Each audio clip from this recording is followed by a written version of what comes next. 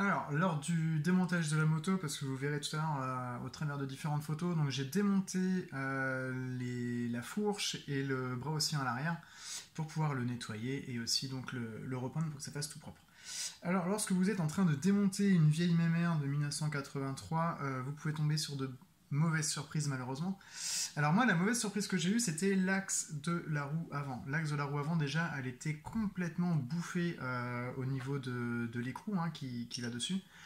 Et donc, qu'est-ce que j'ai fait? Parce que je pouvais pas du tout le dévisser ni rien, c'était complètement bloqué. Donc j'ai dû scier le bout de cet axe pour après pouvoir le sortir.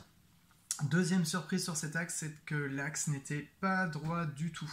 Il était complètement incurvé à cet endroit-là, en fait, il était complètement de biais. Donc, encore une fois, une difficulté pour moi de pouvoir directement l'enlever. Lorsque j'ai réussi, j'ai bien sûr tout nettoyé, tout repeint. Je vous montrerai tout de suite après la petite vidéo le résultat final. Et donc là maintenant, c'est plutôt très très propre.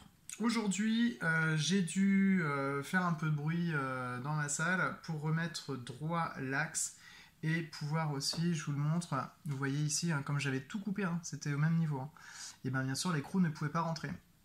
Donc j'ai dû limer, redresser à certains endroits, permettant de garder quand même les trous pour pouvoir mettre la goupille de sécurité pour éviter que, au cas où si l'écrou commence à se desserrer en conduisant, que l'écrou reste là quand même, et donc que ma roue avant reste là aussi.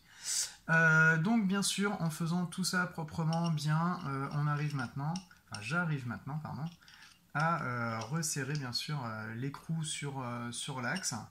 C'est droit, c'est nickel. Hop, et donc là, je peux même mettre la goupille à l'intérieur, il n'y aura pas du tout de souci, c'est bien.